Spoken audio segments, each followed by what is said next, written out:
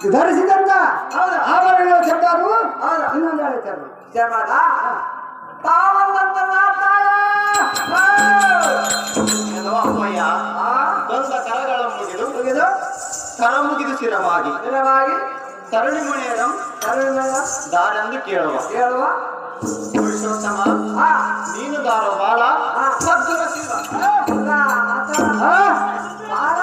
ಅಲ್ಲ ಯಾವಾಗಲೂ ನಾವು ರಾಜರಿಗೆ ಬಾಲಕ ಕೂಸೆ ಕಂದ ಅಂತಾರ ನೀವು ಯಾವಾಗಲೂ ದಾರ ಬಾಲಕನಾಗಿ ನಿಂತೀವಿ ಮೊದಲು ನಮ್ಮ ಹೆಸರು ಹೇಳ ತಾಯಿ ತಾಯಿ ತಾವು ಧಾರು ತಮ್ಮ ನಾವಾಗಿದ್ದೇವೆ ಅಪ್ಪ ಸಾರಥಿ ನೀನು ಸಾರಥಿಯಾದರೆ ಒಳಿತಾಯಿತು.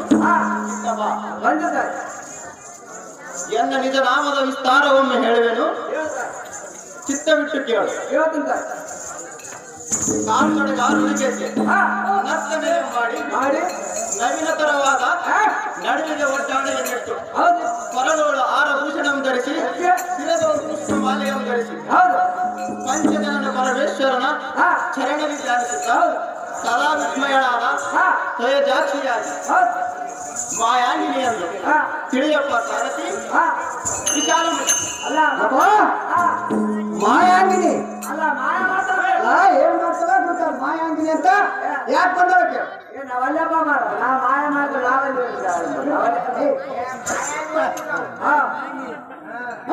ತಾವೇ ಮಾಯಂಗಿ ತಾವೇ ಮಾಯಾಂಗಿ ಆದವರಂತಾಯ್ತು. ಆ ದೇವಲೋಕ ಬಿಟ್ಟು ಸಂಸ್ಥಾನಕ್ಕೆ ಬಂದ ಕಾರಣವೇನು?